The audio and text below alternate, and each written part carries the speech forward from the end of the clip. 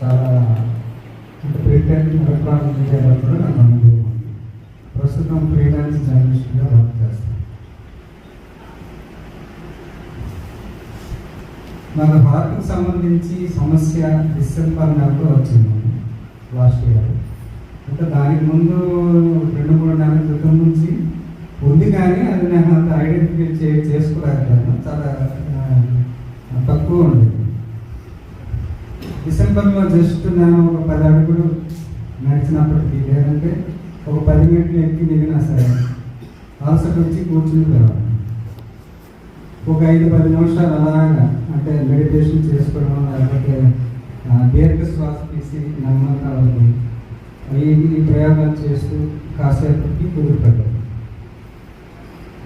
అది డిసెంబర్ నెలలో ఏమైందంటే ఇది సమస్య కొద్దిగా పెరిగినట్టు ఉందని చెప్పేసి నేను తెలిసిన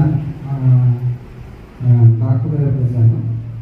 ఆయన ఏంటంటే టెస్టులు చేయాలని చెప్పారు. టెస్టులు చేసుకున్నాను హార్ట్కి సంబంధించి.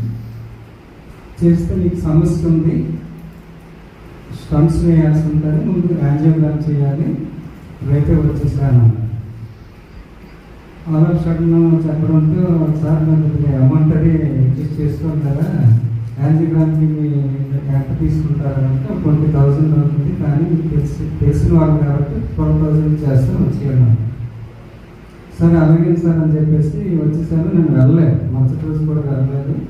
ఎలాగా పొంగల్ ఉంది కదా, పొంగల్ తర్వాత చూద్దామని చెప్పేసి నేను డిలే చేశాను.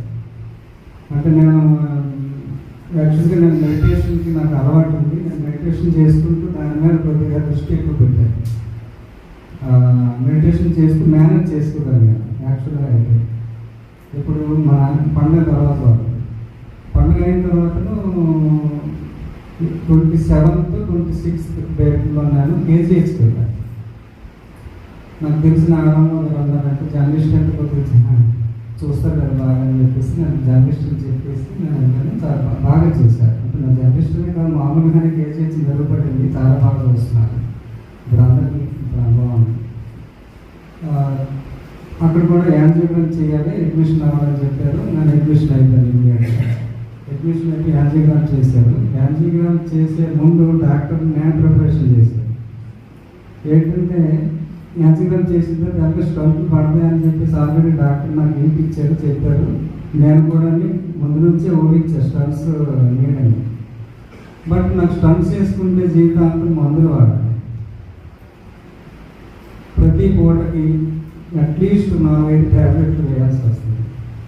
ఈ ట్యాబ్లెట్లు గోర ఉండకూడదు, గొడవ ఉండకూడదు అని నన్ను ముందు నుంచి నా ఎయిమ్ అని.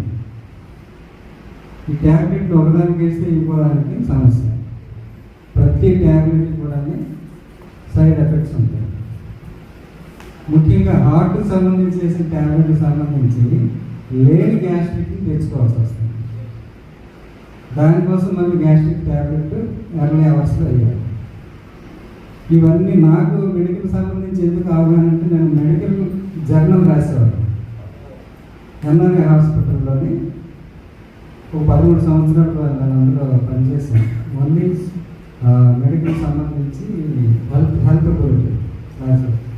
అంటే నాకు అన్ని జబ్బులకు సంబంధించి కూడా నాకు ఇన్ఫర్మేషన్, అంటే నాకు పూర్తి స్థాయిలో నాకు అంత అవగాహన లేకపోయినా చూచాయిగా నాకు తెలుస్తుంది. ఎందుకంటే డాక్టర్తో డైరెక్ట్గా మాట్లాడి వాళ్ళు చెప్పిందే నన్ను రాస్తారు.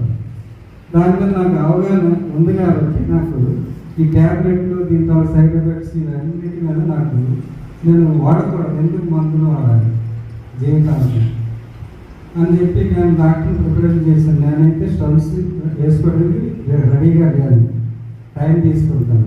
అంటే అదేంటిది అని అన్నాను. అంటే అదంతే సార్, నేను ట్యాబ్లెట్లు వేసుకోదలుచుకోలేదు, ఆల్టర్నేటివ్ ఏదైనా చేసుకున్నాను అనుకుంటున్నాను.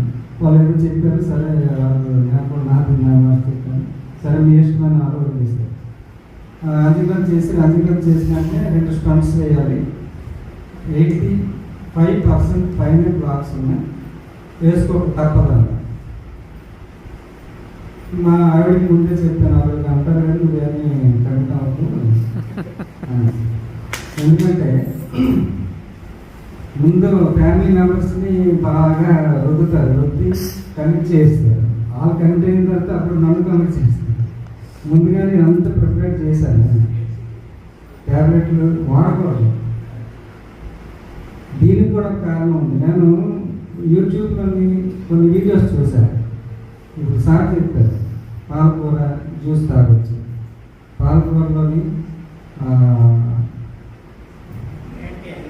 కొన్ని కలపాలంటే అల్లం కానీ లేకపోతే కొత్తిమీర ఇలాంటివన్నీ కూడా మిక్స్ చేసేసి ప్రతిరోజు చూస్తే అంటే నైట్రిక్ ఆక్సైడ్ పెరగడం వల్ల రక్తనాళం నడవటాలు స్లో పెరుగుతుంది. అది కూడా నేను విన్నాను. ఇవన్నీ కూడా ముందు పెరుగుతున్నాను అంటే నాకు అలవాటు ఉంటుంది. నాకు ఎందుకంటే ప్రధానంగా ఏంటంటే హెల్త్కి సంబంధించి నేను ముందుంటాను ఏ విషయంలో. అయితే నాకు బ్లాక్ జింజర్ గురించి నిజంగా నాకు తెలియదండి. నేను హాస్పిటల్లో అడ్మిట్ అయినప్పుడు ముందు కానీ అడ్మిట్ అయిన తర్వాత యాంజియోగ్రామ్ చేసిన తర్వాత కానీ ఆ తర్వాత నాకు తెలియదు. ఏదో ఒకటి చేద్దామని చెప్పేసి డేర్ చేశాను. హార్ట్కి సంబంధించి చాలామంది భయపెట్టారు. ఏంటలా పిక్చర్లో ఉన్న హార్ట్ది మిగతా అవయవాలను క్లియర్ చేసిన పర్వాలేదు, చాలా సమస్య ఉంటే సరే చూద్దాం అని చెప్పేసి మొదటిసారి వాళ్ళని కూడా డిస్కస్ చేయలేదు. ఎందుకంటే సరే చూస్తాను నేను చెప్పింది కూడా కరెక్ట్ అని ఆలోచిద్దాం అని వదిలేసాను. తర్వాత నాకు రామ్మోహన్ గారు ఎక్కువగా ఫుడ్ సప్లిమెంట్ సంబంధించి ఎక్కువగా చేస్తుంటారు. అంటే డిఎక్షన్ కానీ ఏవో రకరకాలు ఉన్నాయి. ఒకసారి అతన్ని సంప్రదిద్దాము అని చెప్పేసి నాకు ఫోన్ చేశాను. ఫోన్ చేస్తే ఆయన సరే చెయ్యొచ్చండి, బాగుంది, బాగుంటుంది.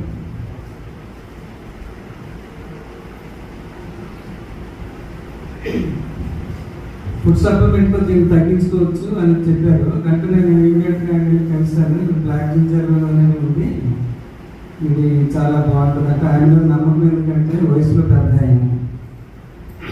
ఆయనకి అపారమైన అనుభవం ఉంది. నాకు ఎప్పుడు పరిచయం అంటే 2018లో పరిచయం. అప్పటి నుంచి కూడా ఆయన చాలా ప్రోడక్ట్ చేశారు. నేను ఆయన దగ్గర ఒక ప్రోడక్ట్ కూడా కండెన్ వాటర్ అని అది కూడా మెషిన్ తీసుకున్నాను, అది కూడా వాడుతున్నాను. ఆయన అడగగానే ఇది బ్లాక్ జింజర్ ఉంది, ఇది బాగా పనిచేస్తుంది, ఇది వాడండి అంటే అది వాడానంటే చాలా వండర్ఫుల్. ఏంటంటే మామూలుగా మెట్లెక్కి దిగితే అలసిపోయేవాడిని, ఇది వాడిన 4 రోజులకి ఆ అలసట పోయింది.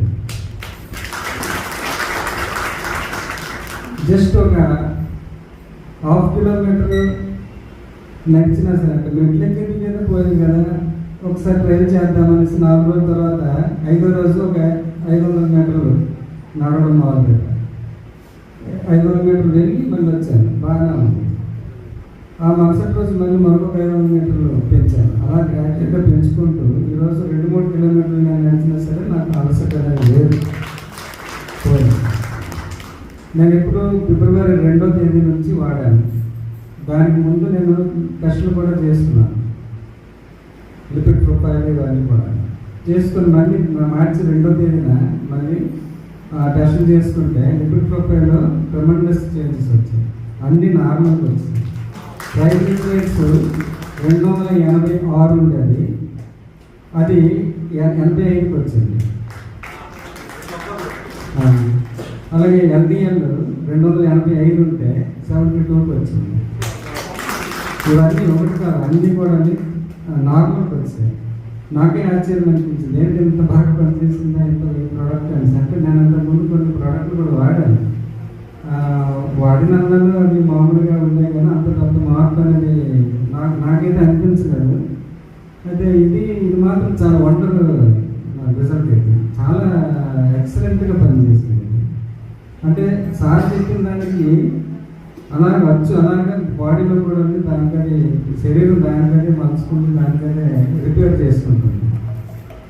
ఇది అంటే ఉన్నది చిన్న పౌడర్, అది క్యాప్సూల్లో ఉన్నది ఇంకే కొద్దిగా పౌడర్ ఉంటుంది. అది అంత బాగా పనిచేస్తుందంటే నాకు చెప్పండి.